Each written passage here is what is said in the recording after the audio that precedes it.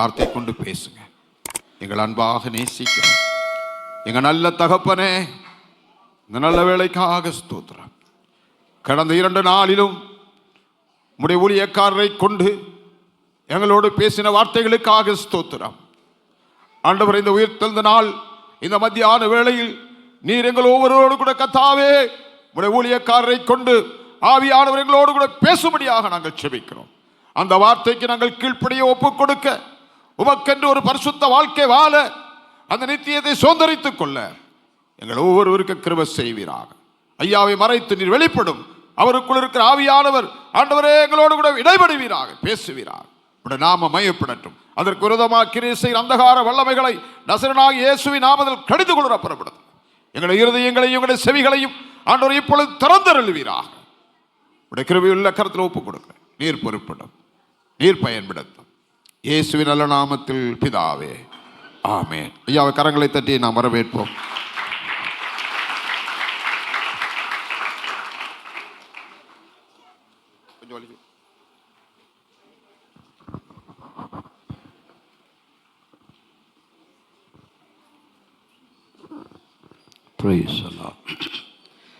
கர்த்தருடைய பரிசுத்த நாமத்துக்கு மகிமையும் கனமும் துதியும் உண்டாகட்டும். காலை ஆராதனைக்கு வந்திருக்கிறவங்கள் அனைவருக்கும் இயேசுவின் இனிய நாமத்திலே நல்வாழ்த்தல்களை தெரிவித்து கொண்டு, கர்த்தர் இன்றைக்கும் நம்மை ஆசீர்வதிக்க உண்மை உள்ளவர். அல்லேலூயா, அல்லேலூயா. வேதம் எடுத்து வந்தவர்கள் கரங்களில் எடுத்து ஒரு 3 அல்லேலூயா சொல்லுவோமா? Hallelujah, hallelujah, hallelujah. God bless you. கர்த்தர் உங்களை ஆசீர்வதிப்பார்.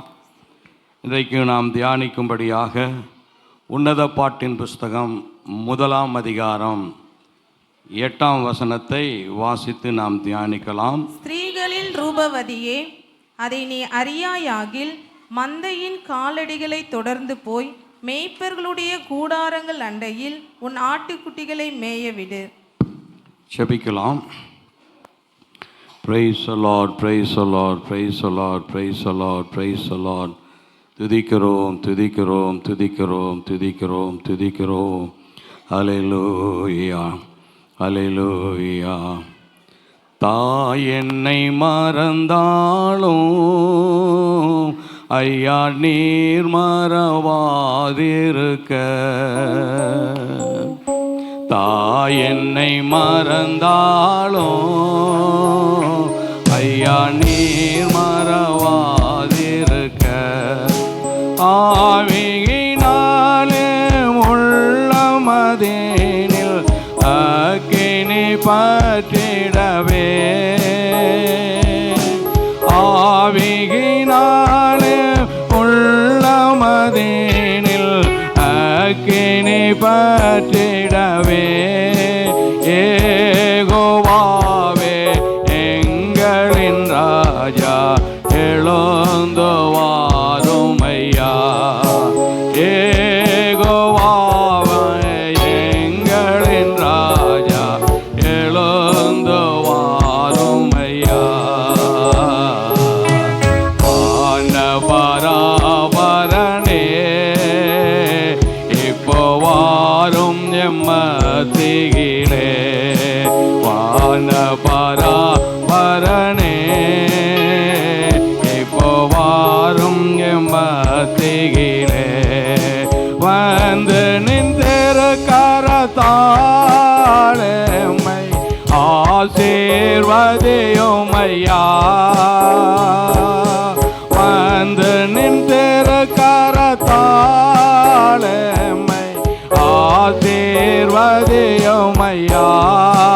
எல்லா மகிமை கனமும் துதியும் ஏற்றிடவாரும் ஐயா, எல்லா மகிமை கனமும் துதியும் ஏற்றிடவாரும் ஐயா. வானபராபரணே இப்போ வாரும் எம்மத்திகிலே, பக்தரின் மறைவிடமே, ஏழை மக்களின் உறைவிடமே,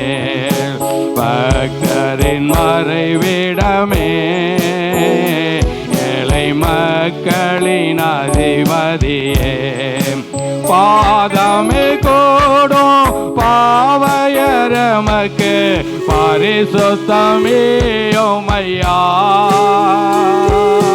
பாதமே கூடும் பாவையரமக்கு பரிசுத்தமேயோமையா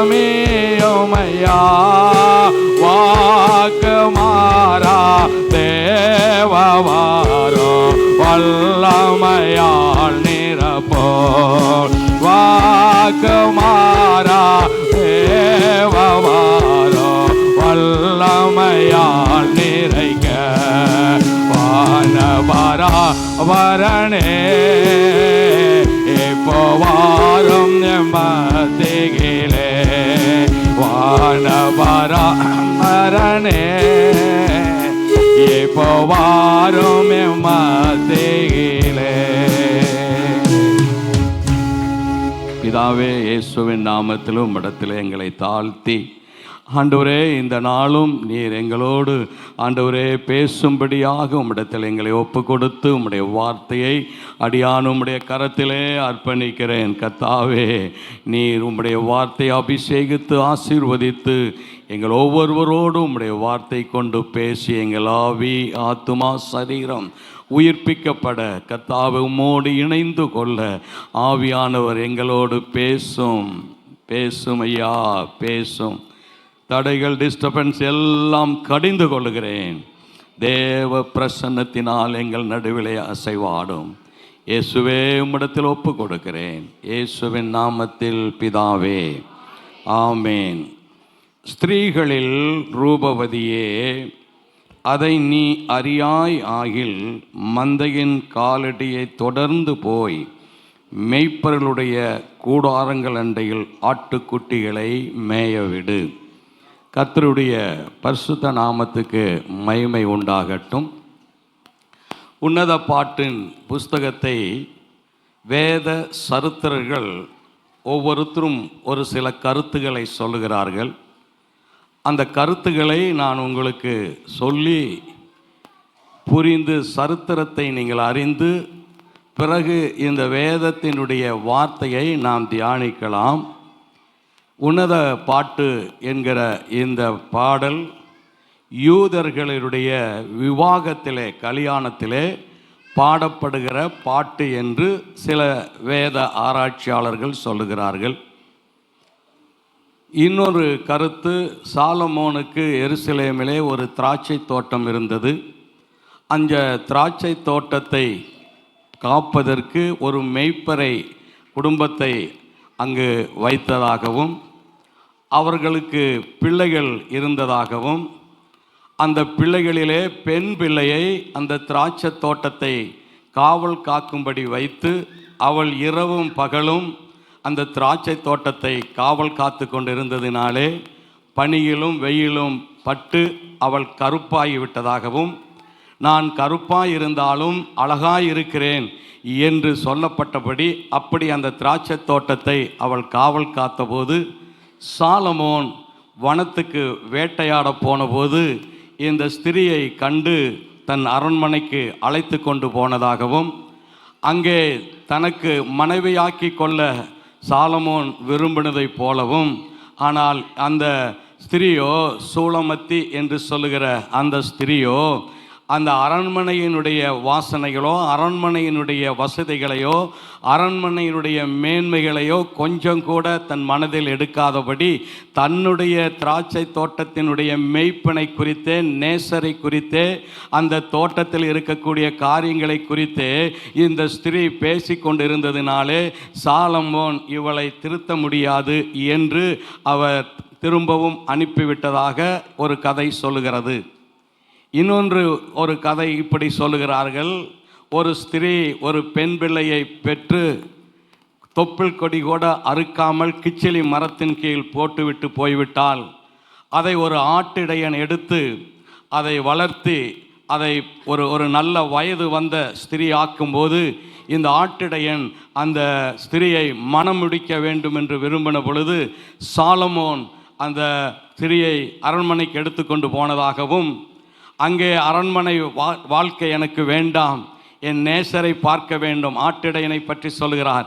என் நேசர் எங்கே போனார்? என் நேசர் வெண்மையும் சிவப்புமானவர், என் நேசர் அழகும் சௌந்தரியமானவர், என் நேசரை பார்க்க வேண்டும் என்ற பேச்சும் சிந்தையும் நிறைந்தவளாக அங்கிருந்தாள். அரண்மனையில் இருந்த மற்ற ஸ்திரீகளிடத்திலே சொல்லி அவருடைய மனதை மாற்றுவதற்கு எத்தனையோ முயற்சி பண்ணினார்கள். ஆனால் அவள் மனம் மாறவில்லை. என் நேசரை நான் காண வேண்டும், என் நேசரை பார்த்தீர்களா, என் நேசரை கண்டீர்களா என்று அவள் பேசிக்கொண்டே இருந்ததினாலே சாலமோன் அரண்மனையை விட்டு அனுப்பிவிட்டதாக சொல்லுகிறார்கள். நான்காவது ஒரு காரியத்தை சொல்லுகிறார்கள். சாலமோன் ஆவிக்குரிய நிலையிலே தேவனோடு ஒரு உன்னதமான உறவு வைத்து கொண்டிருந்த போது கர்த்தர் சபையை குறித்தும் இயேசுவாகிய மணவாளனை குறித்தும் தீர்க்க தரிசனமாய் வெளிப்படுத்தப்பட்ட புஸ்தகம் என்று சொல்லுகிறார்கள். நான் மறுபடியும் சொல்லுகிறேன். சாலமோன் தேவனோடு ஆவிக்குரிய உன்னதமான ஒரு ஐக்கியத்தோடு வாழ்ந்து கொண்டிருந்த போது சபையை குறித்து ஆண்டவர் இயேசு மணவாளனாகவும் சபை மணவாட்டியாகவும் மாறப்போகிறது என்பதை தீர்க்க தரிசனமாக சாலமோனுக்கு வெளிப்படுத்தின புஸ்தகம்தான் இந்த உன்னத பாட்டு என்று சிலர் சொல்லுகிறார்கள். கர்த்தருக்கு ஸ்தோத்திரம். கடைசியாக எருசலேமிலே ஆடுகள் விரும்பி உண்ணுகிற ஒரு புல் இருக்கிறதாம். அது ருசி உள்ளதும் சத்து உள்ளதும். ஒரு குறிப்பிட்ட காலத்திலே ஒரு குறிப்பிட்ட இடத்துல தான் அந்த புல் வளருமாம். அப்படி இந்த புல் வளர்ந்து அந்த வாசனை ஆட்டினுடைய மூக்கிலே வாசனையை காண்கிற பொழுது இந்த ஆடுகள் இந்த புல் எங்கிருந்தாலும் இந்த புல்லை தேடி சாப்பிடுவதற்காக அது அப்படியே அந்த புல்லை தேடி போகுமா. சில சமயத்தில் மலை மேலே ஏறி விடுமாம். ஆனால் இந்த புல்கள் மலைக்கு பக்கத்திலே கீழையாத் என்று சொல்லுகிற ஒரு மலை இருக்கிறது எருசலேமிலே. அந்த மலைக்கு அடிவாரத்திலே இந்த புல்கள் இருக்கிறதாகவும் இந்த மலை மீது ஏறி இந்த ஆடுகள் அந்த புல்லை பார்க்கிற பொழுது அதன் மீது உள்ள ஆசையினாலே அந்த புல்லை சாப்பிட வேண்டும் என்கிற விருப்பத்தினாலே அது அப்படியே மலையிலிருந்து குதித்து விடுமாம். அந்த புல்லின் மேல் உள்ள ஆசைனாலே அப்படி குதிக்கிற பொழுது கால் முறிந்து இடுப்பு முறிந்திருந்தாலும் பரவாயில்லை, அங்கேயே கிடந்துட்டு அந்த புல்லை சாப்பிட்டுட்டு இருக்குமாம். அப்படி அந்த புல்லின் மீது இந்த ஆட்டுக்கு ஒரு ஆசை இருந்ததாம். இதை இப்படி அந்த தாசர்கள் சொல்லுகிறார்கள். அருமையானவர்களே, ஆண்டவர் இயேசு இந்த பூமியிலே மனுக்குலம் பாவத்தினாலும் அசுத்தத்தினாலும் இச்சையினாலும் சிக்குண்டு மரித்து போன இந்த மனிதனை ஆண்டவர் இயேசு இந்த பூமிக்கு இறங்கி வந்து அப்படிப்பட்டவர்களை தூக்கி எடுத்து நம்முடைய இரத்தத்திலே கழுவி தோளிலே போட்டு அவர்களை பாதுகாத்தான். அந்த மெய்ப்பன் எப்படி மலையிலிருந்து இறங்கி அந்த அடிபட்ட ஆட்டை கொண்டு போய் தொழுவத்திலே வைத்து அதை சுகப்படுத்துறது போல ஆண்டவர் இயேசு பாவத்தில் விழுந்து போன இச்சையினாலும் அசுத்தத்தினாலும் அந்த ஆசையினாலும் அவன் ஆத்துமாவை கெடுத்து கொண்ட மனிதனை மீண்டும் மீட்டெடுப்பதற்கு இயேசு மெய்ப்பராக வந்தார், மீட்டெடுத்தார் என்று இப்படி இந்த உன்னத பாட்டு புஸ்தகத்தை குறித்த சரித்திர காரியத்தை சொல்லுகிறார்கள். அல்லேலூயா. என்னை பொறுத்த வரைக்கும் சாலமோனுக்கு தேவன் ஆவிக்குரிய உன்னத நிலையில இருந்தபோது இந்த புஸ்தகத்தை குறித்து வெளிப்படுத்தின அந்த வெளிப்படுத்துதலே சரியான அர்த்தமாக இருக்கும் என்று நான் நினைக்கிறேன். அல்லேலூயா, அல்லேலூயா. கர்த்தருடைய பரிசுத்த நாமத்துக்கு மகிமை உண்டாகட்டும். இந்த உன்னத சாலமோன் வேதத்தில் 3 புஸ்தகங்களை எழுதியிருக்கிறார். நீதிமொழிகள், பிரசங்கி, உன்னத பாட்டு. நீதிமொழிகள், பிரசங்கி, உன்னத பாட்டு.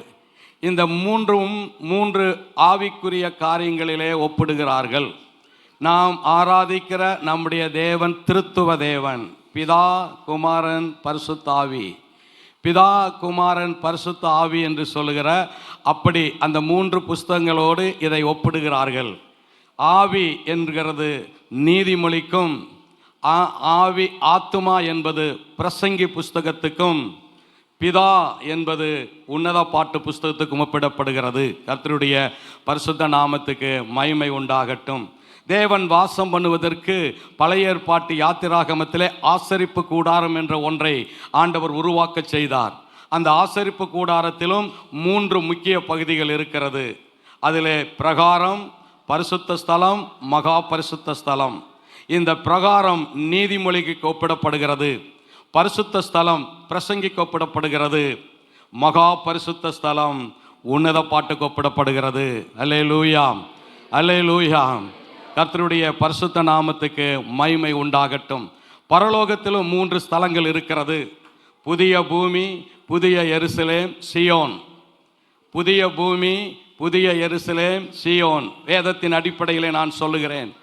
இந்த புதிய பூமியை நீதிமொழிக்கும், புதிய எருசலேமை பிரசங்கிக்கும், சியோன் என்று சொல்லுகிற தேவன் வாசம் பண்ணுகிற வாசஸ்தலத்தை உன்னத பாட்டு புஸ்தகத்துக்கு ஒப்பிடுகிறார்கள். அல்லேலூயா.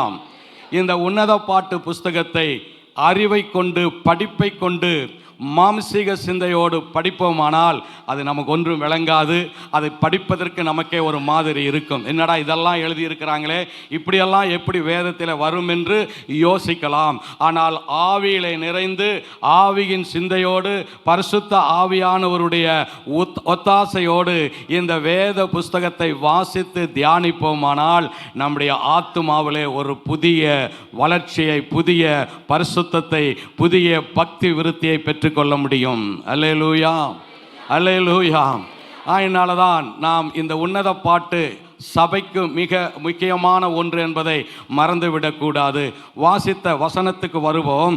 என்ன சொல்கிறது? ஸ்திரீகளில் ரூபவதியே, ஸ்திரீகளில் ரூபவதியே என்று சொல்லி மந்தையின் காலடியை தொடர்ந்து போய் மெய்ப்பர்களுடைய கூடாரங்கள் அண்டையில் உன் ஆடுகளை மேய விடு என்றால் இதில் மேன்மையானது சொல்ல ஒன்றும் இல்லை. ஸ்திரீகளில் ரூபவதியே, அதை நீ அறியாயாகில். சபை அறிய வேண்டிய ஒன்று உண்டு. ஸ்திரீகளிலே ரூபவதிகள், அதை நீ அறியாயாகில். அப்படியானால் சபை அதை அறிய வேண்டும். அல்லேலூயா. விசுவாசிகள் அதை அறிய வேண்டும். கர்த்தருடைய பரிசுத்த நாமம் மகிமைப்படட்டும். இந்த உன்னத பாட்டிலே 3 ஸ்திரீகள் கூட்டத்தை பற்றி எழுதியிருக்கிறது.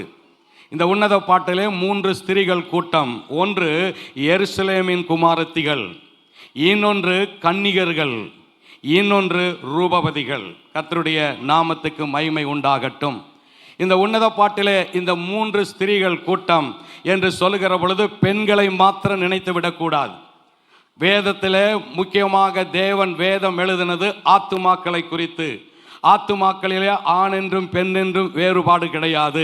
ஆயினாலே தேவனுடைய பார்வையிலே ஆணும் பெண்ணும் ஒன்றாகவே கர்த்தர் பார்க்கிறார். ஆயினாலே இந்த வேதத்தில் சில அறிவுக்கும் சில வாழ்க்கைக்கு சில வித்தியாசமான சூழ்நிலைக்கு ஆலோசனை கொடுத்திருந்தாலும் ஆண்டவருடைய உள்ளத்தின் நோக்கம் தேவனுக்கு முன்பாக சகோதரனுக்கும் சகோதரிக்கும் ஒரே கட்டுப்பாடு, ஒரே கருத்து, ஒரே கோட்பாடோடு தான் வேதம் எழுதப்பட்டிருக்கிறது. ஆயினாலே ஸ்திரீகள் என்று சொன்னால் பெண்கள் மாத்திரமல்ல, ஆண்களும் அதற்கு சரியாகவே இருக்கக்கூடியது. கவனிங்கள், இங்கே சொல்லப்பட்டிருக்கிற அந்த வார்த்தைகளிலே அந்த ஸ்திரீகள் என்று சொல்கிற எருசலேம், அங்கிருக்கிற 3 குமாரத்திலே எருசலேம் குமாரத்திகள். ஸ்திரீகள் என்றால் சபை ஒப்பிடப்படுகிறது. ஸ்திரீகள் என்றால் சபையை அடையாளம் வெளிப்படுத்துகிறது. வெளிப்படுத்தல் 12ஆம் அதிகாரம் 1வது வசனம் இப்படி சொல்லுகிறது, வாசியுங்கள்.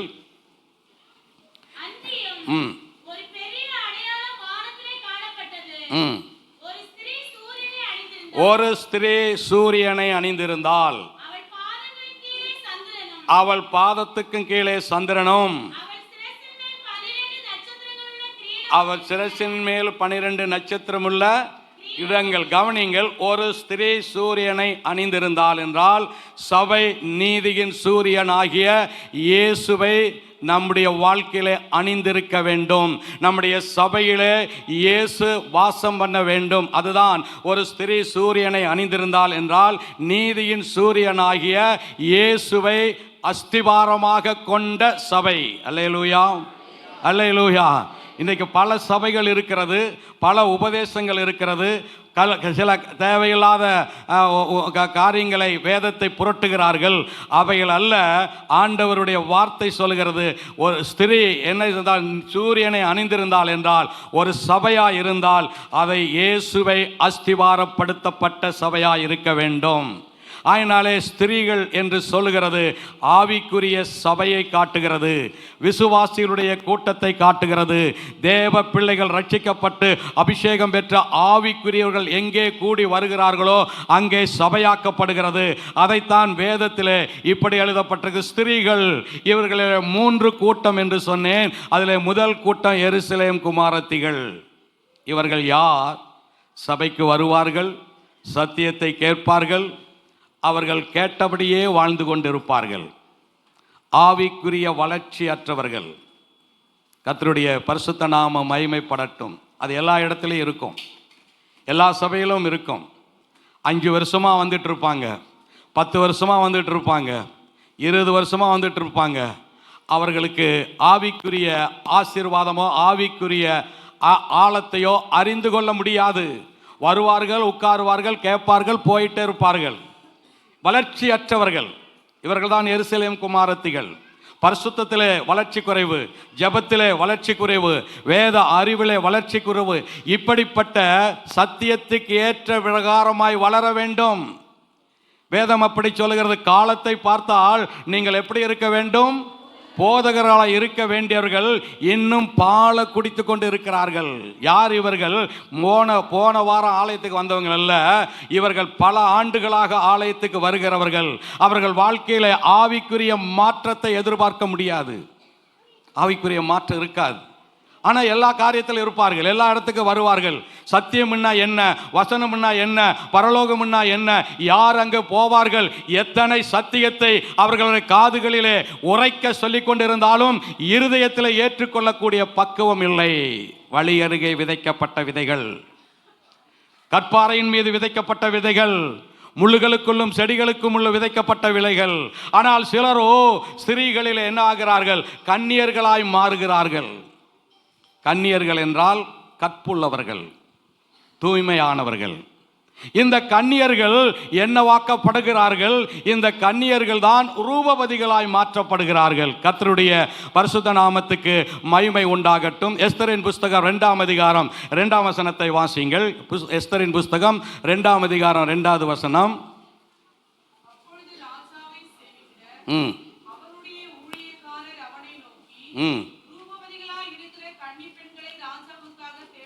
கவனிங்கள். ரூபவதிகளாய் இருக்கிற கன்னி பெண்களை ராஜாவுக்காக தேட வேண்டும்.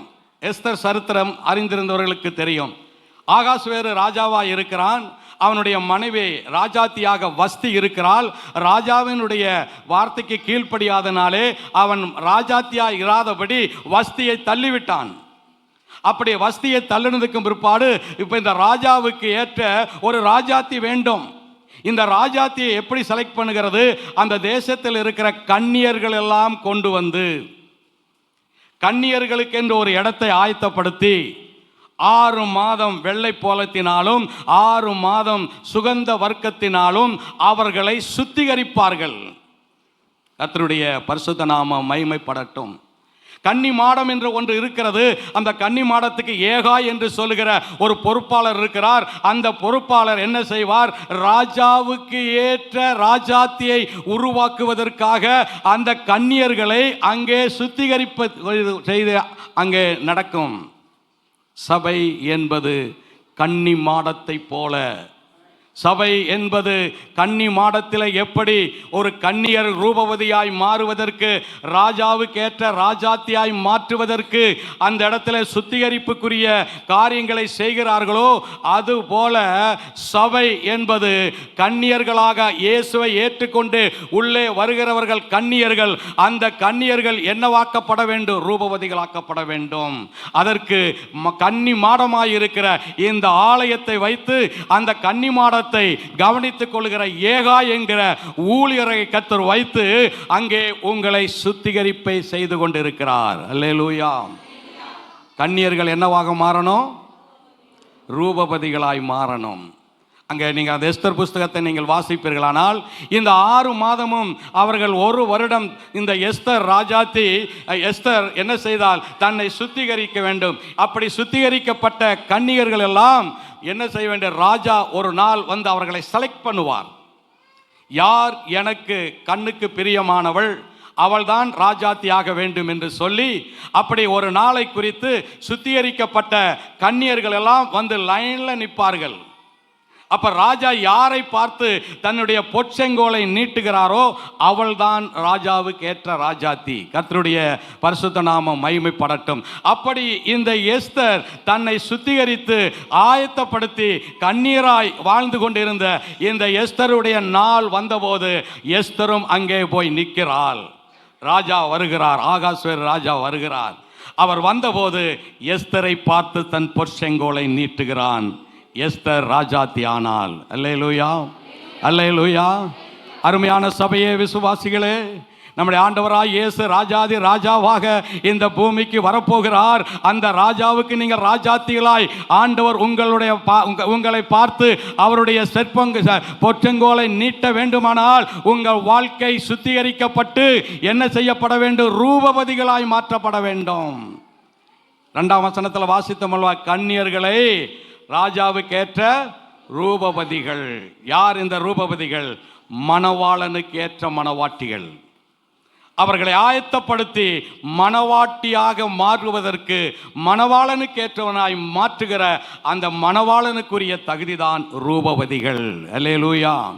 விசுவாசிகளே, கர்த்தருடைய பிள்ளைகளே, ஏதோ உங்களுக்கு ஒரு நேரம் இருக்கிறது அல்லது இங்கே ஒரு சபை இருக்கிறது என்று உங்களை தேவையில்லாமல் கூப்பிட்டு உட்கார வைத்து உபதேசம் பண்ணுகிறது நான் ஏதோ காலப்போக்கில் நடக்கிற கடமைக்குரியதல்ல.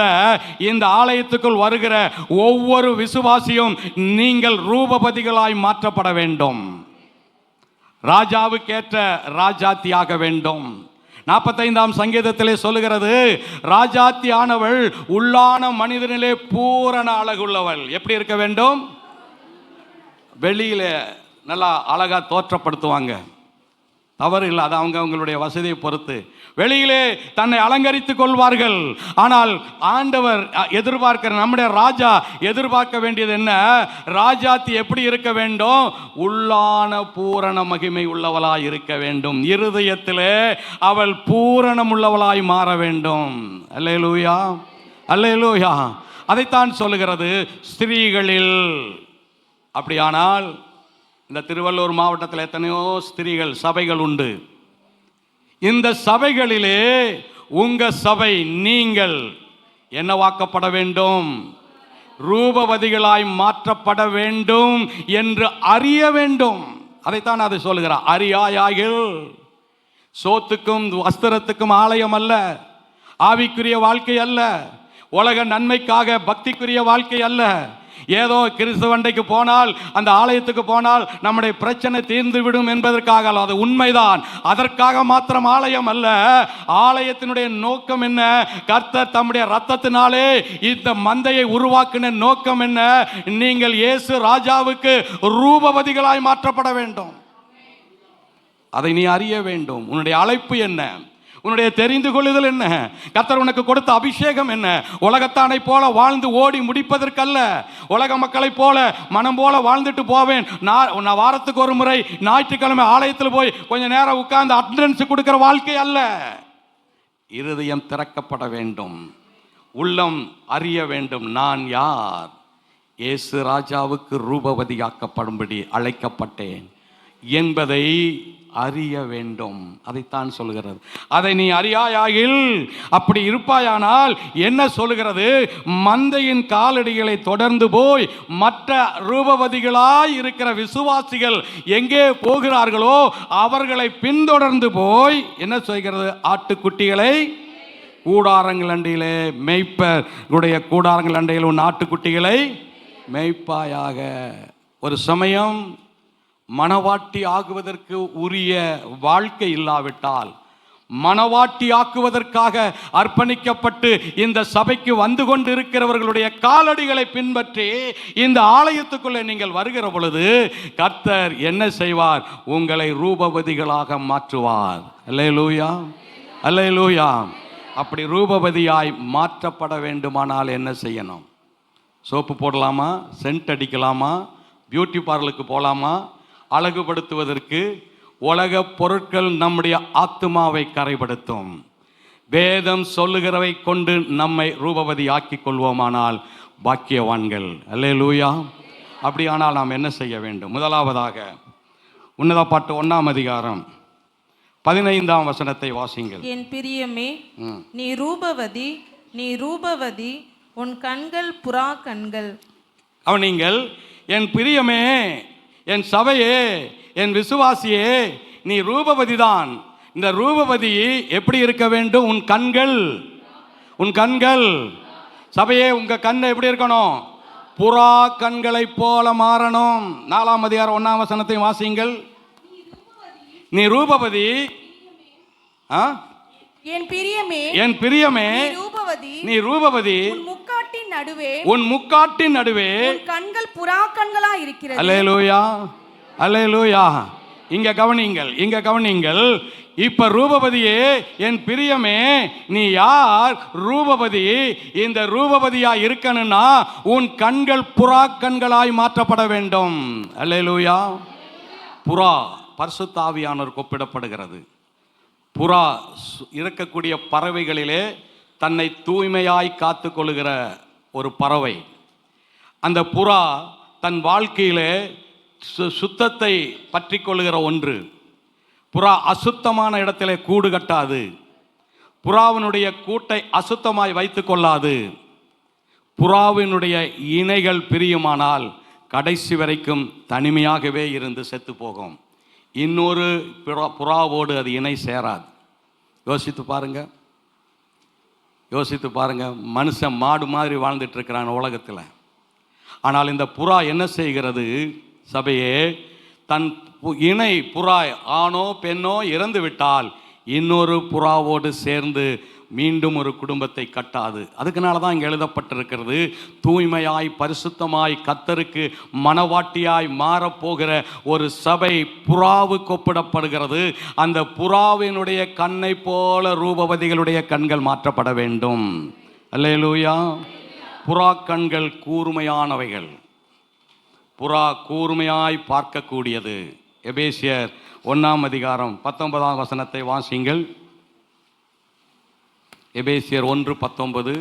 தாம் கிறிஸ்துவை மரித்தோரிலிருந்து எழுப்பி அவரிடத்தில் நடப்பித்த தமது பலத்த சத்துவத்தின் வல்லமையின்படியே விசுவாசிக்கிறவர்களாகிய நம்மிடத்திலே காண்பிக்கும் தம்முடைய வல்லமையின் மகா மேன்மையான மகத்துவம் என்னதென்றும் நீங்கள் அறியும்படிக்கு அவர் உங்களுக்கு பிரகாசமுள்ள மனக்கண்களை கொடுக்க வேண்டும். அவர் உங்களுக்கு எப்படிப்பட்ட மனக்கண்ணை கொடுக்கணும்?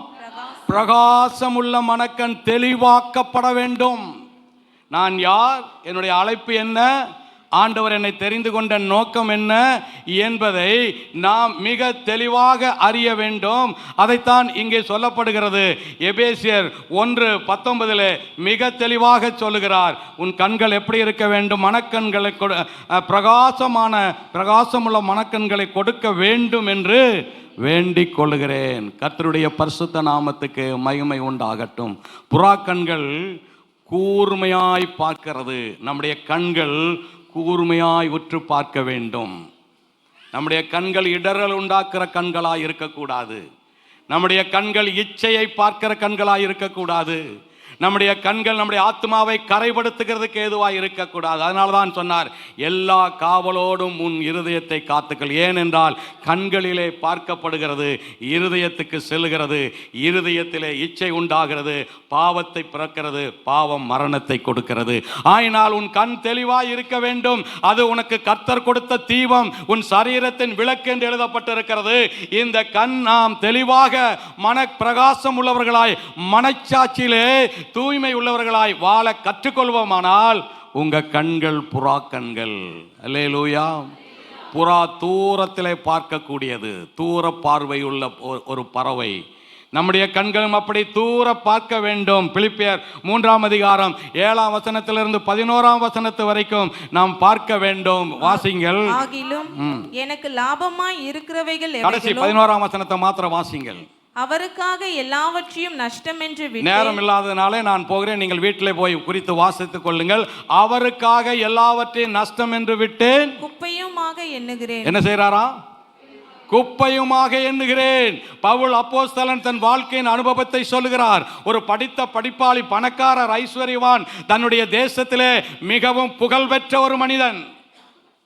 அவருக்கு அவங்க தகப்பனார் சவுல்னு பேர் வைச்சாராம். ஏன் தெரியுமா? என் மகன் சவுல் ராஜாவை போல வளரணும். இஸ்ரவேலிலே முதல் ராஜா சவுல். அந்த சவுலை போல என் மகன் வளரணும் என்று சொல்லி அவனுக்கு எந்தெந்த விதத்தில் அறிவை புகற்றுவதற்கு செலவிட வேண்டுமோ அவ்வளவும் செலவிட்டார். அத்தனை ஐஸ்வர்யம் நிறைந்தவர் அவர் தகப்பனார். அப்படிப்பட்ட அந்த பரிசுத்தவான் சொல்லுகிறார், எல்லாவற்றையும் நஷ்டம் என்றும் குப்பையுமாக எண்ணுகிறேன். சபையே, கர்த்தருடைய பிள்ளைகளே, ஆவிக்குரிய மனக்கண்கள் திறக்கப்படணும். நம்முடைய கண்கள் தரிசனத்தை நோக்கணும். நம்முடைய அழைப்பையும் நம்முடைய தெரிந்து கொள்ளுதலையும் தேவன் நமக்கு வைத்திருக்கிறதான உன்னதமான பாக்கியத்தையும் நம்மள் கண்கள் தூர பார்க்க வேண்டும். நாளையோடு நம்முடைய காரியம் முடிந்து விடுகிறதல்ல. இந்த உலகத்தோடு நம்முடைய வாழ்க்கை முடிந்து விடுகிறதல்ல. ஆண்டவர் இதற்கும் பிற்பாடு மனுக்குலத்துக்கு ஒரு வாழ்க்கை வைத்திருக்கிறார். அந்த வாழ்க்கை உங்களுக்கு சந்தோஷத்தையும் மகிழ்ச்சியும் கொடுக்க வேண்டும். தூர பார்க்க வேண்டும்.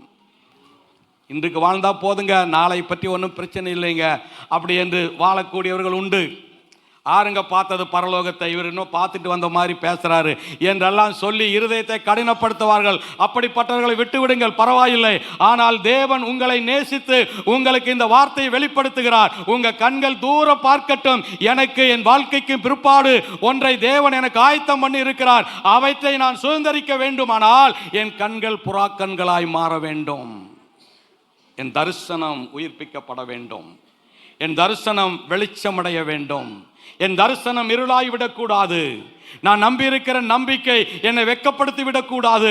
ஆயினாலே என் தரிசனத்தை நான் உயிர்ப்பித்துக் கொண்டு எனக்கு தேவன் வைத்திருக்கிற உன்னத பாக்கியத்தை நான் பெற்றுக்கொள்வதற்காக என் கண்களை புறாக்கண்களாய் மாற்றுவேன். புறாக்கண்களாய் மாற்றுவேன்.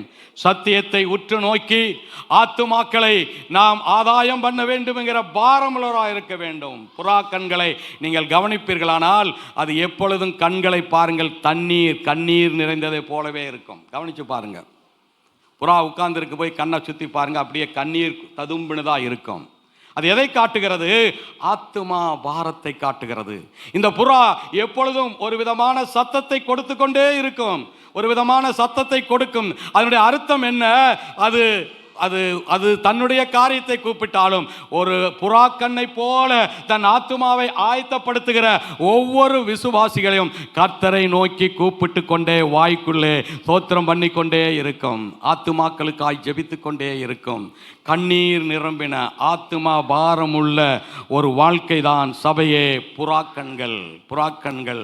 ரட்சிக்கப்பட்டாச்சு, அபிஷேகம் பெற்றாச்சு, கர்த்தர் என்னை ஆசீர்வதிக்கிறார், ஒரு நல்ல சபை இருக்கிறது, இது போதும் என்று பொய்யான திருப்தி நம்மை ஏமாற்றிவிடக் கூடாது.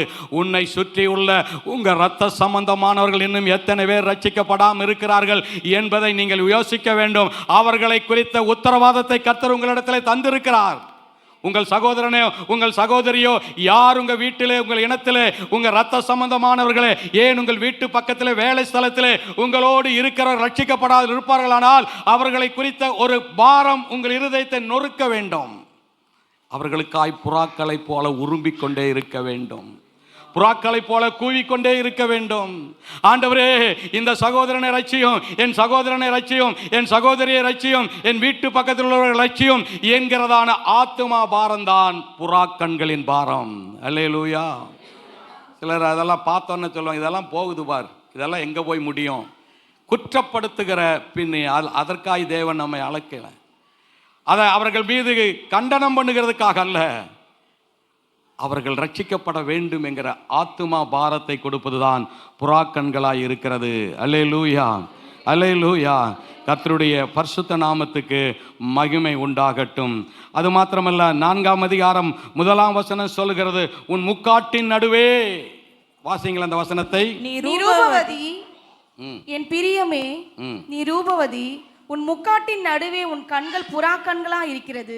உன் முக்காட்டின் நடுவே உன் கண்கள் எப்படி இருக்கணும்? புறாக்கண்களா இருக்கிறது. மனவாட்டி அல்லது ஆவிக்குரியவர்கள் ரூபவதிகளாய் இருக்கிறவர்கள் என்ன செய்ய வேண்டும்?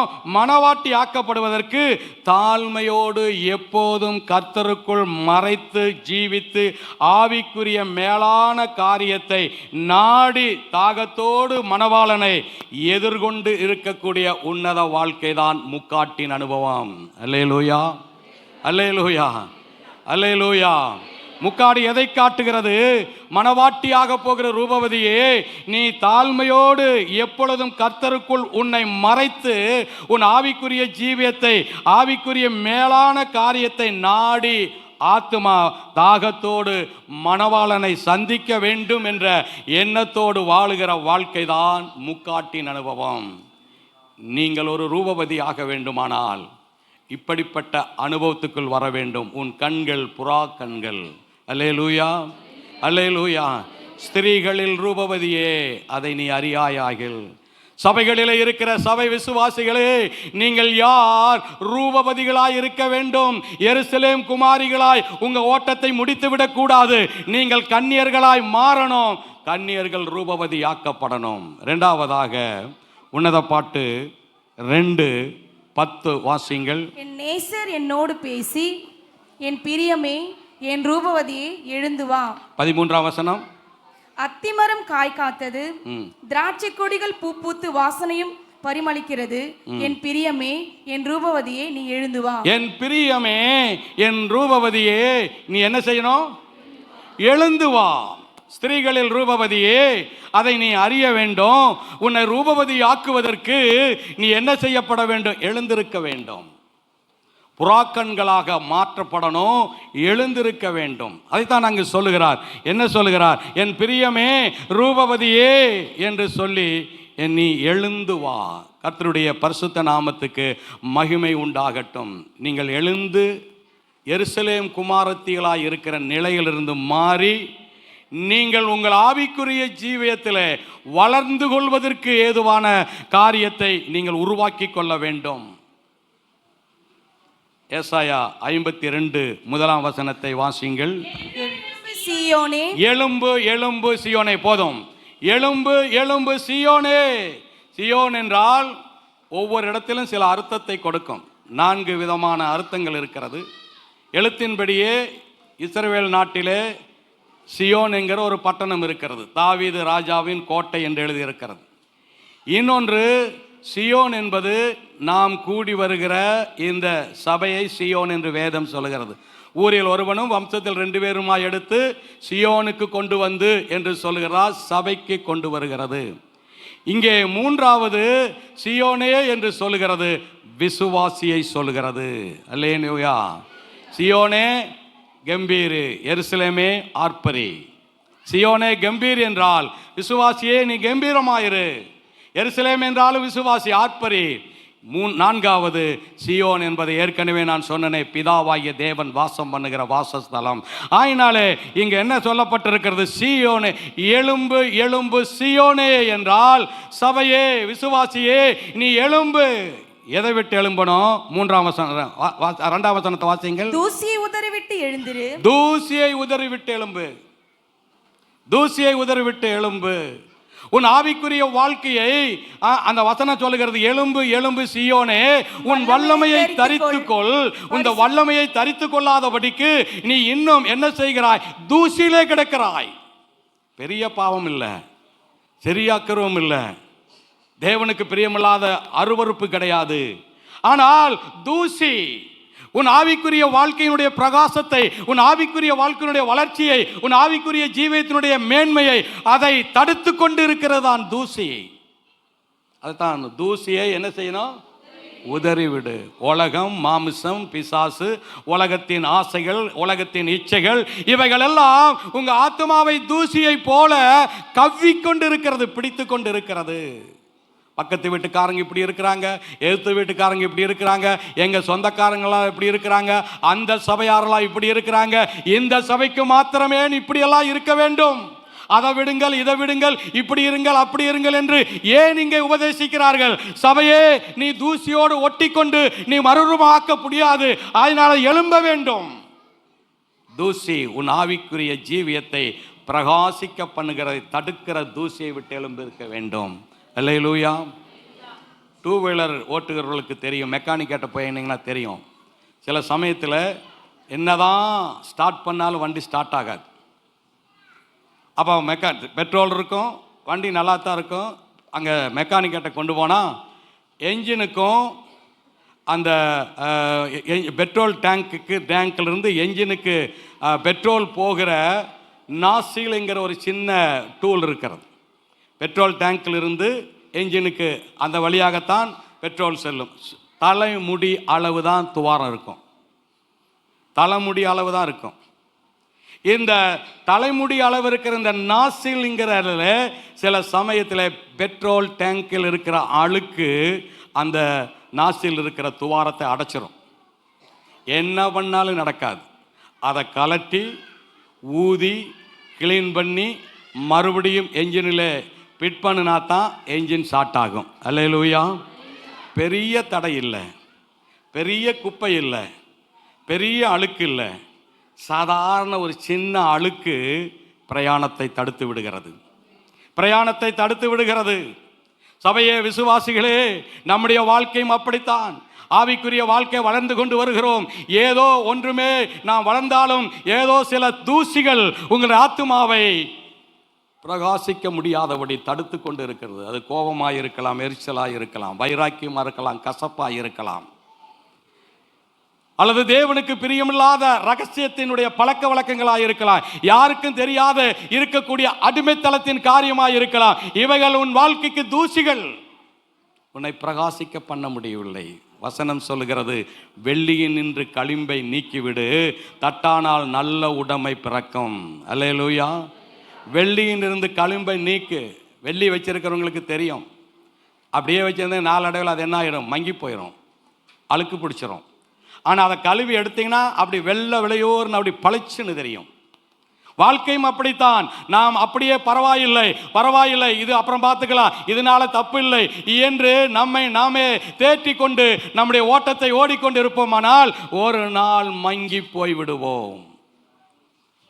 செத்த ஈக்கள் பரிமளக்காரனுடைய தைலத்தை அதுக்கு நாரி கெட்டு போக பண்ணுகிறது போல சொற்ப மதியீனம் ஞானத்திலும் கணத்திலும் பேர் பெற்றவனை எடுத்து விடுகிறது. வாசனையுள்ள பரிமள தைலம் ஒரு சாதாரண சின்ன ஈ அதில் விழுந்துட்டுனா நாத்திரம் எடுத்துரும். ஆவிக்குரிய வாழ்க்கையும் அப்படித்தான். ரூபபதிகளாய் மாறுகிற நம்முடைய வாழ்க்கை எவ்வளவு தூய்மையாய் இருக்க வேண்டும். ஆயினாலே தூசியை நாம் உதற வேண்டும். உலக ஆசாபாசங்கள், உலகத்தின் சிற்றின்பங்கள், உலகத்திலே நவ நாகரீகங்கள் மற்ற மனிதர்களை பார்த்து நானுமே இதை செய்யக்கூடாது என்று தன்னை அப்படிப்பட்ட காரியத்துக்கு ஒப்பிட்டு கொண்டு அதை தூசியாய் ஒட்ட வைத்து கொண்டு வாழுகிற தூசிகள் உங்கள் வாழ்க்கையை விட்டு உதற வேண்டும். நீங்கள் பிரகாசிப்பீர்கள். உங்கள் வாழ்க்கை கர்த்தருடைய கரத்தில் எழுப்பப்படும். தேவ வல்லமையை கர்த்தர் உங்களுக்கு தரிப்பிப்பார். உன் அலங்கார வஸ்திரத்தை கர்த்தர் உனக்கு கொடுத்துவார். உன் வாழ்க்கை அலங்காரமாய் மாறும். உன் எதிர்காலம் ஆசீர்வாதமாய் மாறும். தேவன் விரும்புகிற ஒரு விருப்பத்தை உன் வாழ்க்கையிலே நிறைவேற்றுவாய். உன் வாழ்க்கை ஜெயத்தோடு வெற்றியோடும் கர்த்தர் நடத்தி கொண்டு போவார். சத்துரு எடுக்கிற எல்லா திட்டங்களையும் முறியடித்து உனக்காக தம்முடைய வல்லமையை அனுப்பி மகிமையான கிரியைகளை நிறைவேற்றுவார். எப்பொழுது தூசியை விட்டு உதறி வல்லமையை தரித்து அலங்கார வஸ்திரத்தை நீ உடுத்திக் கொள்வாயானால் உன் வாழ்க்கை மகிழ்ச்சியும் சந்தோஷமும் நிறைந்த ஆசீர்வதிக்கப்பட்ட வாழ்க்கையாய் கர்த்தர் வைத்திருக்கிறார். அல்லேலூயா, அல்லேலூயா. கர்த்தருடைய பரிசுத்த நாமத்துக்கு மகிமை உண்டாகட்டும். சிறிய நெருப்பு பெரிய காட்டை கொளுத்திடுது. நெருப்பு பெற்று அப்படியே பெரிய பந்தமாக்கி கொளுத்த வேண்டியதில்லை. சாதாரண ஒரு தீப்பொறி அமெரிக்கா பற்றி எரிந்து பல நகரங்கள் நாசமாகிவிட்டது. வீடுகள் எல்லாம் அப்படியே எலும்பு கூடுகளைப் போல கிடக்கிறது. அவ்வளவு பயங்கரமான காட்டு தீ. அது சாதாரண ஒரு சின்ன நெருப்பு. ஒரே ஒரு பார்க் அது என்ன ஆனது, பற்றி எரிகிறது. அப்படித்தான் வாழ்க்கை. நம்முடைய நாவை கண்ட்ரோல் பண்ணவன் நாவும் நெருப்பென்று இருக்கிறது.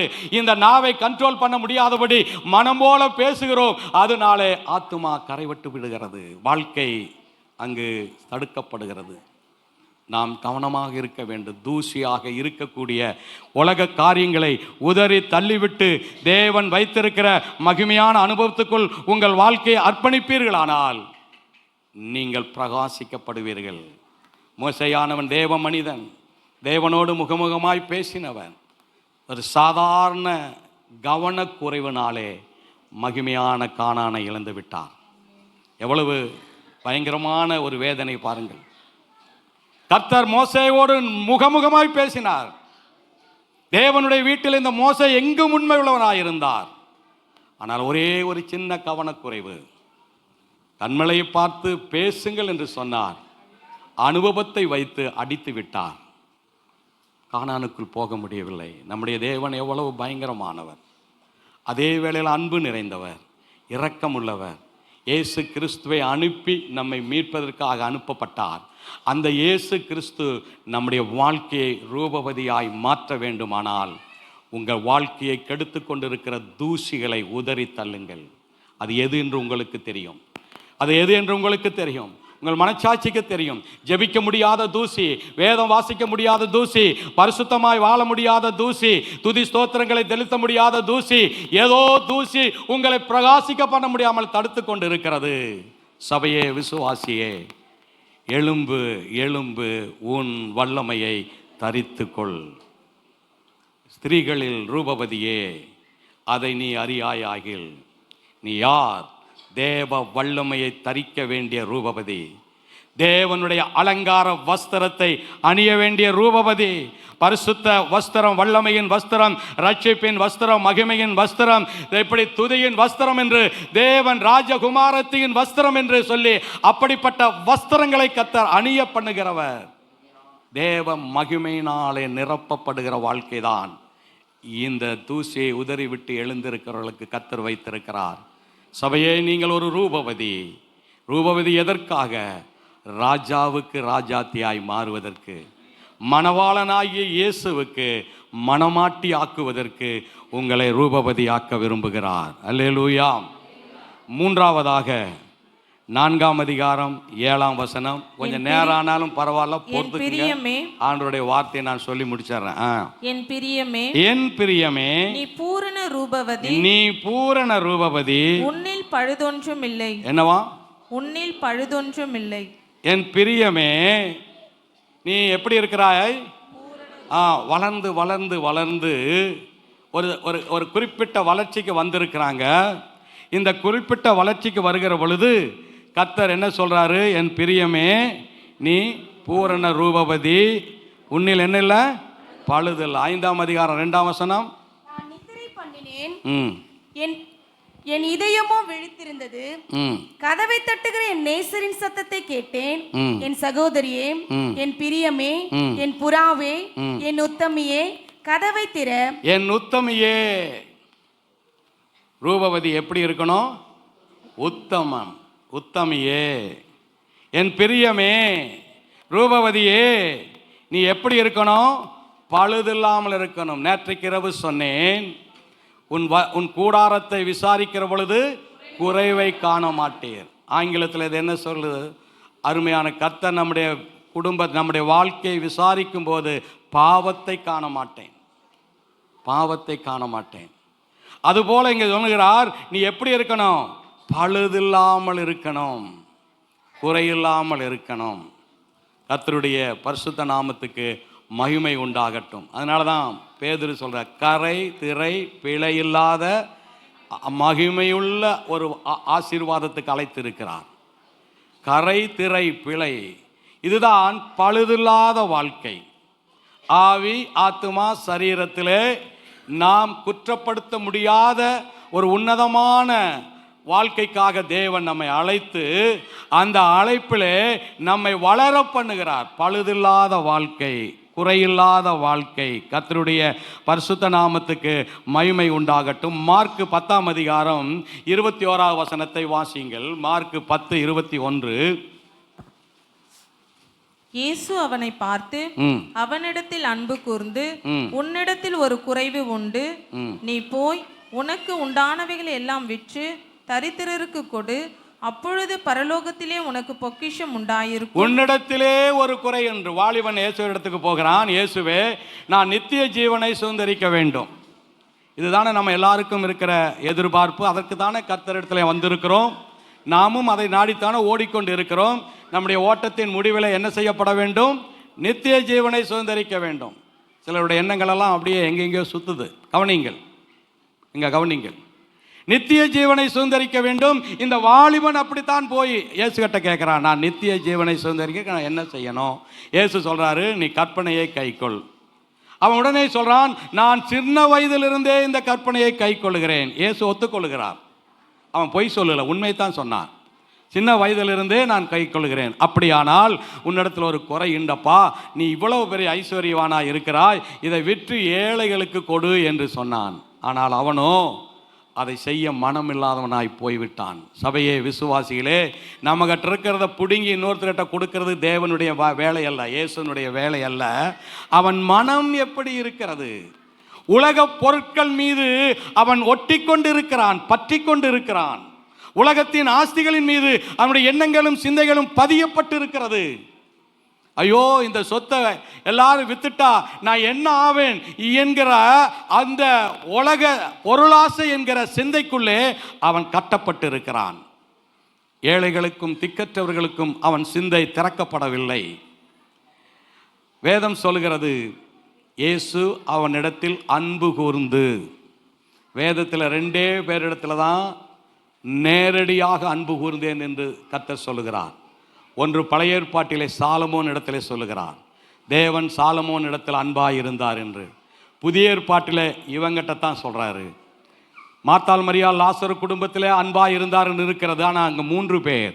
ஆனால் ஒரு தனிப்பட்ட வாலிபனை பார்த்து அவனிடத்தில் அன்பு கூர்ந்து சொல்லுகிறார், இப்படி செய் மகனே, இதை செய், உன் விருப்பம் நிறைவேறும், உன்னுடைய ஆவிக்குரிய வாழ்க்கைக்கு பிரயோஜனம் உண்டு, நீ எதிர்பார்க்கிற நித்திய ஜீவன் உண்டு.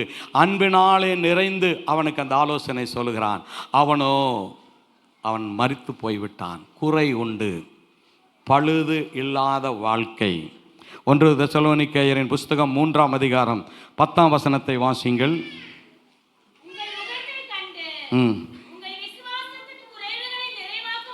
கவனிங்கள், பவுல் தெசலோனிக்கேயர் பட்டணத்தில் உள்ள விசுவாசிகளை பார்த்து சொல்லுகிறார், தெசலோனிக்கேய பட்டணம் 6 மாத காலத்தில் மிக ஆவிக்குரிய விதத்தில் வளர்ந்து பெருக்கெடுத்து அநேக யூதர்களும் கிரேக்க ஸ்திரீகளும் ஐஸ்வர்யவான்களும் இயேசுவை ஏற்றுக்கொண்டு பக்திக்குரிய விதமாய் வளர்கிறார்கள்.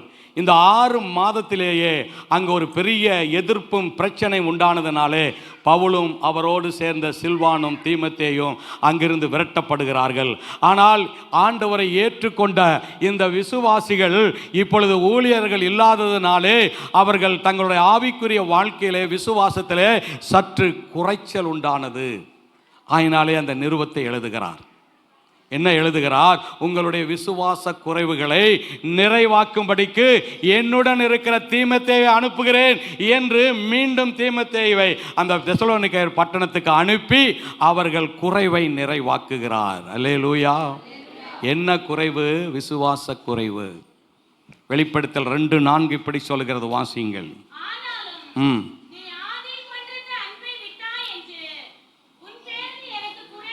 ஆதியிலே கொண்டிருந்த அன்பை விட்டாய் என்று உன் பேரில் எனக்கு என்ன உண்டு? குறையுண்டு. என் பிரியமே, ரூபவதியே, எழுந்து வா, உன்னில் பழுதொன்றும் இல்லை. நீ பழுதொன்றும் இல்லாமல் இருக்க வேண்டுமானால் ஆதியிலே கொண்ட அன்பை ஸ்திரப்படுத்திக் கொள்ள வேண்டும். அல்லேலூயா, அல்லேலூயா. உலகத்தின் மீது இருக்கிற பொருளாசை என்கிறதான சிற்றின்பத்தின் காரியங்கள் நம்மை விட்டு அகற்றப்பட வேண்டும். காணப்படுகிற அனைத்தும் அனித்தியமானவைகள். நீங்கள் உங்கள் கண்ணில் எதெல்லாம் காண்கிறீர்களோ அதெல்லாம் ஒரு நாள் அனித்தியமானது.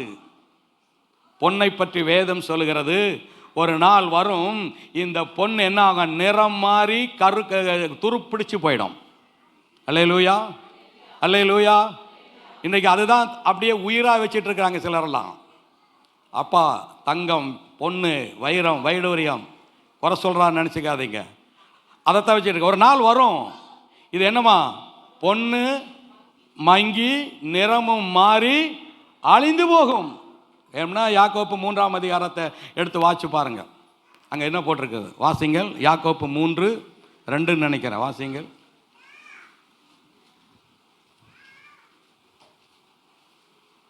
5ஆம் அதிகாரம் முதல் 2 வசனத்தை வாசிங்கள். கேளுங்கள், உங்கள் மேல் வரும் நிர்பந்தங்களின் நிமித்தம் அலறி அழுங்கள். உங்கள் ஐஸ்வர்யம் அழிந்து உங்கள் வஸ்திரங்கள் பொட்டரித்து போயின. உங்கள் பொன்னும் வெள்ளியும் துரு பிடித்தது. அவைகளிலுள்ள துரு உங்களுக்கு விரோதமாய் சாட்சியாய் உங்கள் பொன்னும் வெள்ளியும் என்ன ஆயிருமா? துரு பிடித்தது. துரு பிடிச்சிடும். கர்த்தருடைய பரிசுத்த நாமத்துக்கு மகிமை உண்டாகட்டும். ஆயினாலே இந்த காரியங்கள் உங்க ஆவிக்குரிய வாழ்க்கையை துருப்பிடிக்க வைத்து விடாதீர்கள். என்ன சொல்லுகிறது எபேசியர் சபை? எபேசியர் என்று சொன்னால் விரும்பத்தக்கது. எபேசு சபை என்றால் விரும்பத்தக்க சபை. அந்த விரும்பத்தக்க சபையில் ஆவியானவர் சபைக்கு சொல்லுகிறார், நீ ஆதியிலே கொண்டிருந்த அன்பை. ஆதியிலே கொண்ட அன்பு என்பது என்ன? ரட்சிக்கப்பட்ட போது நீங்கள் எப்படி ஜெபித்தீர்கள், ஆலயத்துக்கு வந்தீர்கள், ஆத்தும ஆதாயம் பண்ணீர்கள், பரிசுத்தமாய் வாழ்ந்தீர்கள், வேதத்தை வாசித்தீர்கள், பக்தி வைராக்கியமாக இருந்தீர்கள், சாட்சியுள்ள ஜீவியம் செய்தீர்களே. இப்பொழுது எங்கே போனது அதெல்லாம்? இப்பொழுது அதெல்லாம் வளர்ந்து இருக்கிறதா அல்லது கொஞ்சம் கொஞ்சமாய் பின்னாடி தேய்ந்து போகிறதா?